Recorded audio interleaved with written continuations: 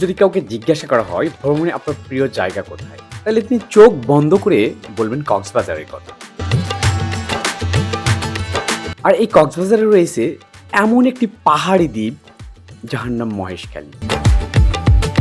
এই দ্বীপের বৈশিষ্ট্য হচ্ছে চারিদিকে সমুদ্র বেষ্টিত, ছোট বড় অসংখ্য পাহাড়, প্রাকৃতিক সৌন্দর্যের লীলাভূমি।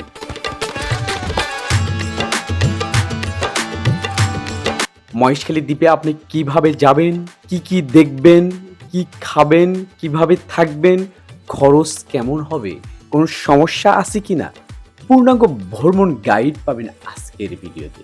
আসসালামু আলাইকুম, শুভ সকাল। আশা করছি সবাই ভালো আছেন। লক্ষ্য উদ্দেশ্য এখন আমরা মহেশখালীর দিকে এগিয়ে যাচ্ছি।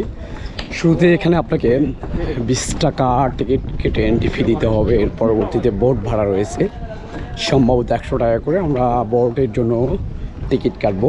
চমৎকার বেশ কিছু আপনারা লক্ষ্য করবেন যে এখানে আমার পিছনে অনেকগুলো বোট রয়েছে, অসংখ্য বিভিন্ন আকৃতির, আর সত্যি চমৎকার। আর মহেশখালী, টিডব্লিউ ঘাট, কক্সবাজার, ভিআইটিডব্লিউ। আপনি কক্সবাজার আসলে অবশ্যই আপনাকে মহেশখালী আসতে হবে। আর আপনাদের জ্ঞাতার্থে জানিয়ে রাখছি, অলরেডি আমাকে ঠান্ডা লাগার কারণে, কারণ টানা 3 দিন হলে ঘুরতেছি, ভয়েসটাও অনেক নষ্ট হয়েছে, হয়তো কথাগুলো স্পষ্টভাবে আসতেছে না, এই জন্য মিস্টারলি সরি। যাই হোক, আমাদের আজকের ভিডিওটি স্পন্সর করেছে আয়ত প্যাকেজ ট্যুর এবং ট্রাভেলস বগুড়া। আপনি তাদের মাধ্যমে বাংলাদেশের যে কোনো জায়গায় ভ্রমণ করতে পারবেন খুবই স্বল্প মূল্যে এবং সার্বিক নিরাপত্তার সহিত। আমরা নৌকাতেই চলছি 22 জনের একটি গ্রুপ।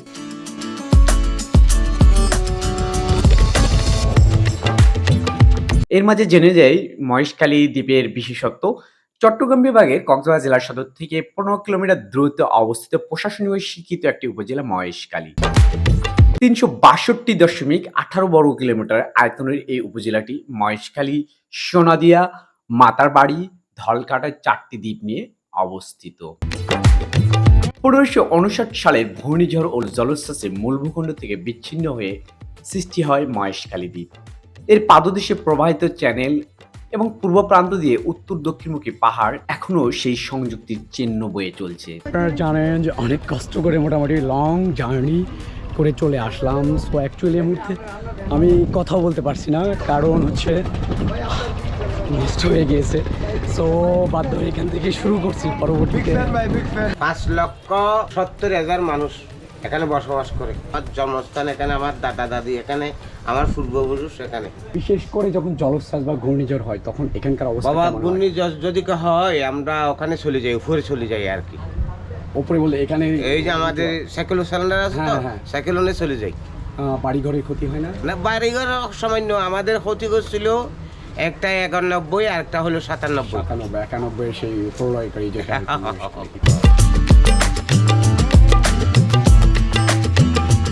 মহেশখালী দ্বীপে আমি এখন অবস্থান করছি। প্রাকৃতিক সৌন্দর্যের সবচেয়ে লীলাভূমি বলবো আমি এটাকে। রেঞ্জের নাম গোরকাঘাটা রেঞ্জ। গোরকাঘাটা সদর দপ্তর বিট এটা। আদিনাথ ঘাট, মহেশখালী, কক্সবাজার, চিটাগং, বাংলাদেশ। এখানে মরিচ, বাইন, সাদা বাইন, কেওড়া, গোলপাতা অনেক কিছু পাবেন। এটা 2003 সালের সন হতে 2013 পর্যন্ত এটা নির্মাণ করতে হয় এবং টোটাল 230 হেক্টর জায়গা জুড়ে, বিশাল এলাকা জুড়ে। যদিও আপনারা দেখতে পাচ্ছেন এই গাছগুলো মূলত তৈরি করা হয়েছে। পাশাপাশি এখানকার সৌন্দর্য দেখার জন্য প্রতিনিয়ত হাজার হাজার দর্শনার্থী এখানে উপভোগ করার জন্য আসেন। যদিও আসাটা এখানে ক্রিটিক্যাল মোমেন্ট, কারণ আপনারা আমার আসার পুরো বিষয়টি দেখেছেন। আমার সঙ্গে বহু বিশাল একটা ট্যুর গ্রুপ চলে এসেছে আজকে, যারা সামনের দিকে এগিয়ে যাচ্ছে।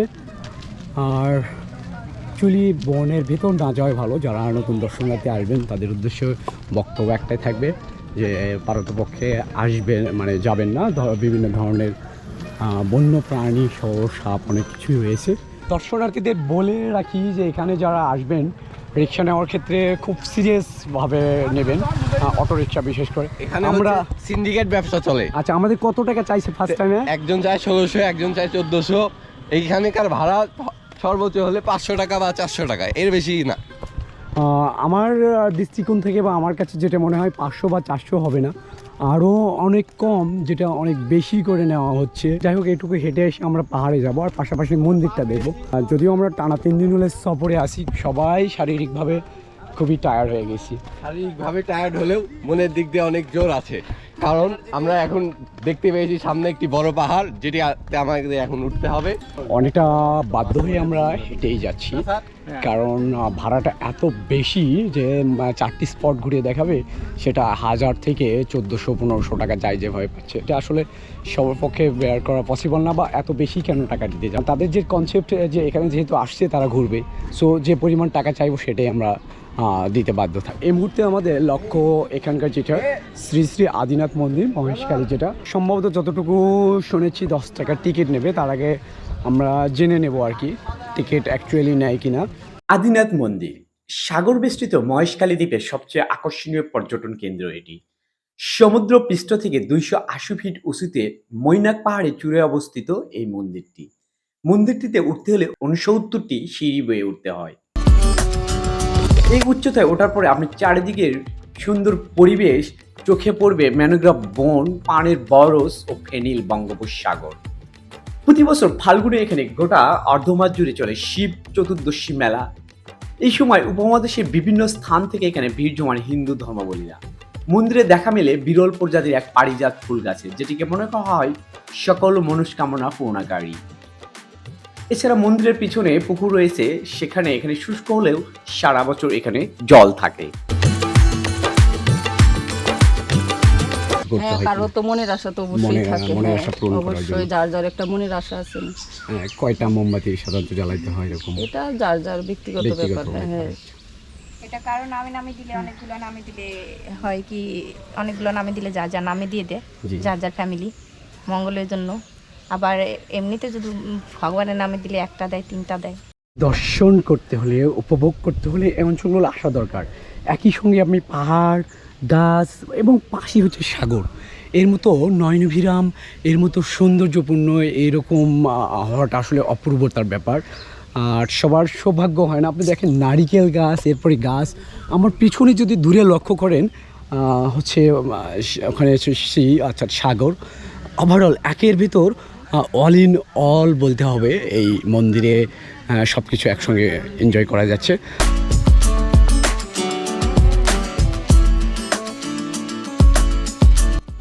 আমরা এ পর্যায়ে পাহাড়ের সর্বোচ্চ চূড়ায় উদিত হয়েছি আদিনাথ রাম সীতা মন্দির, যেটা এখনও নির্মাণ হয়নি, নির্মাণাধীন রয়েছে। শীঘ্রই হয়তো বা নির্মাণ হবে, সেদিকে এগিয়ে যাচ্ছে। এটাও পাহাড়ের সর্বোচ্চ চূড়ায় আর কি। আমি আমার মেয়ে এসেছি ভাই। আমি একটা জবে আছি, ঘোড়াঘাট মহিলা ডিগ্রি কলেজের সহকারী অধ্যাপক মোহাম্মদ ফারুক হোসেন। এখানে খুব সুন্দর লাগছে। আসার সময় আমরা ট্রলারে এসেছি, ইনশাল্লাহ যাওয়ার সময় আমরা স্পিড বোটে যাবো ইনশাল্লাহ। আর আপনাকে খুব ভালো লাগলো। হ্যাঁ, ধন্যবাদ দেশবাসীর উদ্দেশ্যে, কারণ এখানে আসাটা আমাদের বিশেষ করে উত্তরবঙ্গে যারা বাসিন্দা খুব কষ্টসাধ্য বিষয়। তারা যেন আসে বা এখানকার প্রকৃতির দর্শন ঠিকভাবে করতে পারে, তাদের উদ্দেশ্যে যদি কিছু বলতেন। আসলে এখানে ভিউটা খুব সুন্দর। আমি সবাইকে বলবো আপনারা সময় পেলে এখানে চলে আসবেন। আসলে মহেশখালী সম্বন্ধে আমি ইন্টারনেটে দেখছি, কিন্তু তার চেয়ে অনেক সুন্দর। আদিনাথ মন্দিরটা খুব ভালো লেগেছে আমার। আমি আমার মেয়ে ফারাহ হোসেন তুবা, সে এবার এসেছে, পরীক্ষা দিয়েছে 24 ব্যাচ। কেমন লাগলো? অনেক ভালো, অনেক ভালো। এর আগে তো আসা হয় নাই? না, এখানে আসা হয় নাই। সাগর, নদী সবকিছুর একবারে, পাহাড় পর্বত সবকিছু ভালো লেগেছে। ওকে, হ্যাঁ, ঠিক আছে, thank you.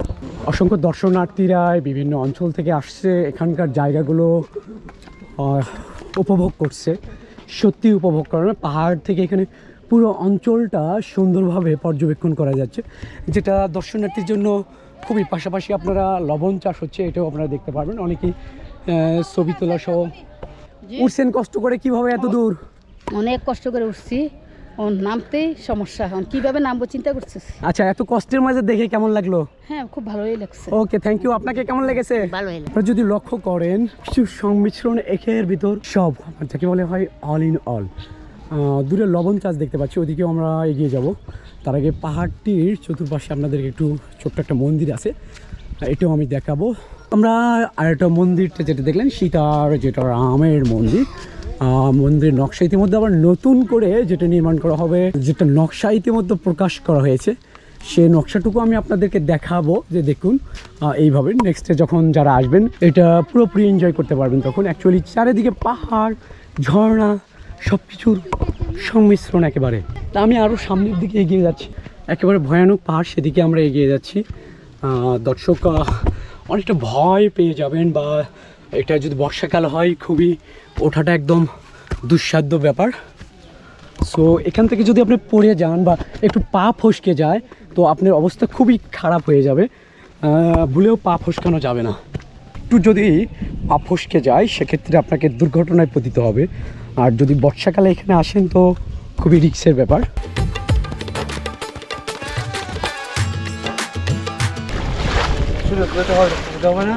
G G, last করে মানে শুরু হতে হবে না, হ্যাঁ। প্রথমে বাগুদি ফটোতে ঢুকতে হয়, জি, ফটো ঢুকে ফটো জমা করে মোটর তো চলতেছে না, হ্যাঁ হ্যাঁ, মোটর শুনে এখান থেকে ওই এখানে 1 নম্বর পড়াই দিতে হবে। জি, এখানে আবার 2 দিন পরে আটখান দিতে হবে, 2 দিন পরে আবার 2 দিন পরে আবার 3 নম্বর আনতে হবে, হ্যাঁ, আর 2 দিন পরে আবার 4 নম্বর আনতে হবে। দূরত্ব হবে যখন 5 নম্বর যাবে 4-5 দিন লবণ হয়ে যাবে, লবণ হয়ে যাবে। আবার খাবার থাকতে হবে, বৃষ্টি হলে হবে না। আচ্ছা, বিক্রি কেমন আপনাদেরকে লাভজনক? 500-550 এই করে মানে আপনাদের পেশায় তো এটা নাকি? জি জি, আমাদের পেশায় এই অঞ্চলে তো অন্য কোনো কিছু আর জমিতে ফলন হয় না আর কি? শিঙ্গির বার্ষা হলে শিঙ্গির মাছ ফসল বাগদা।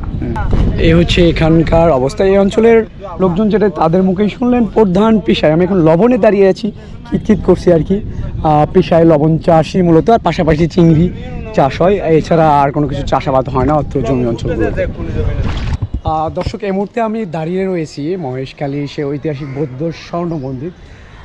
সত্যি স্বর্ণখচিত এবং অসম্ভব দর্শনীয়। মহেশখালীর অন্যতম দর্শনীয় স্থান হচ্ছে এই ডকহেটের গড়কঘাটায় অবস্থিত রাখাইন পাড়ার এই রাখাইন বৌদ্ধ বিহারটি। এই সীমানার ভেতর রয়েছে তামাই গড়া 2টি প্যাগোডা, কয়েকটি ভবন, বিশাল আকৃতির বেশ কিছু বৌদ্ধ মূর্তি। বিহারটিতে বছরের বিভিন্ন সময় নানা ধরনের ধর্মীয় উৎসবে মুখরিত হয়ে থাকে। এগুলোর মধ্যে সবচেয়ে বড় উৎসব বৌদ্ধ পূর্ণিমা। এছাড়া রাখাইন নববর্ষের সাংহাই উৎসব ফানুস বাতি পর্যটকদের বেশ আকৃষ্ট করে। সময় ও সুযোগ পেলে অবশ্যই আপনারা আসবেন কিন্তু।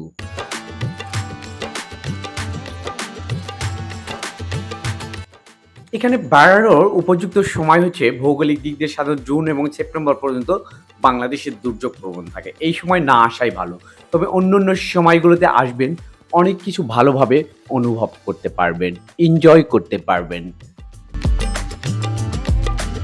এটি স্বর্ণ মন্দির হলেও শ্বেত পাথরের সবচেয়ে আমার দেখা বাংলাদেশের শ্রেষ্ঠ মন্দির।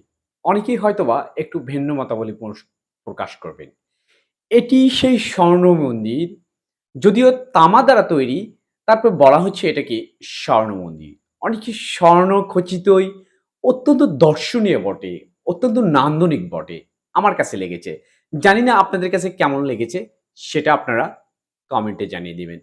পাশাপাশি এই যে এই বাড়িটার দৃশ্য, এখানে আরেকটা মন্দির, এটাও অনেক ভালো লেগেছে, অনেক ভালো, যেটা ভাষায় প্রকাশ করার মতো না দর্শক।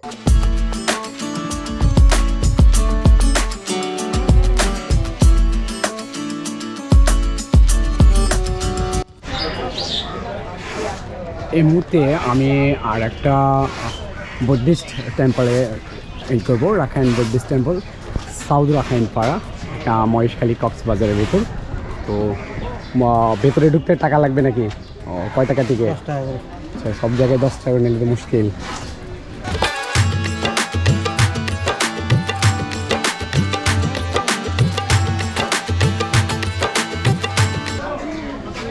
অ্যাকচুয়ালি এটা হচ্ছে শুটকির মার্কেট। অনেকেই এই মহেশখালীতে এসে শুটকি ক্রয় করতে পারেন।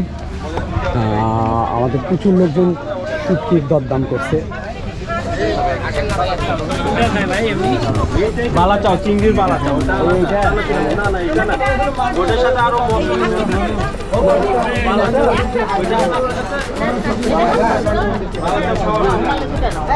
আমরা যে জায়গাটি অবস্থান করছি এটির নাম হচ্ছে শুটিং ব্রিজ। নান্দনিক ব্রিজে রয়েছে, যেটি দিয়ে চলে যাওয়া ওপরে ঝাউবাগান চরপাড়া সৈকতে যাওয়া যায়। যাওয়ার সময় ব্রিজের দুপাশে দেখা মেলে গোলপাতা, সুন্দরী, পানের বড় শ্রবণ, অনেক অনেক কিছু।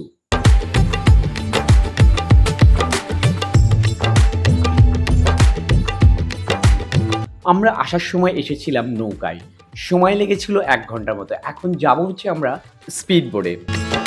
এর মাঝামাঝি বলে রাখি, যারা আসবেন বিশেষ করে মহেশখালীতে থাকার কোনো আবাসিক হোটেল বা খাওয়ার খুব ভালো ব্যবস্থা নেই। সাধারণত দর্শনার্থীরা কক্সবাজারে থাকেন থেকে দিনব্যাপী ঘুরতে আসেন। এজন্য আপনারা সকালবেলা আসবেন, সারাদিন ঘুরে বিকেলে কক্সবাজার ফিরে যাবেন। পাশাপাশি কিছু খাবার, শুকনো খাবারগুলো নিয়ে আসবেন, এখানে এসে খেতে পারবেন। দর্শক, মহেশখালী দ্বীপ থেকে বিদায় নিচ্ছি। দেখা হবে ভিডিওতে অন্য কোনো দিন। আশা করছি সবাই ভালো থাকবেন। সালামু আলাইকুম ওয়া রাহমাতুল্লাহ।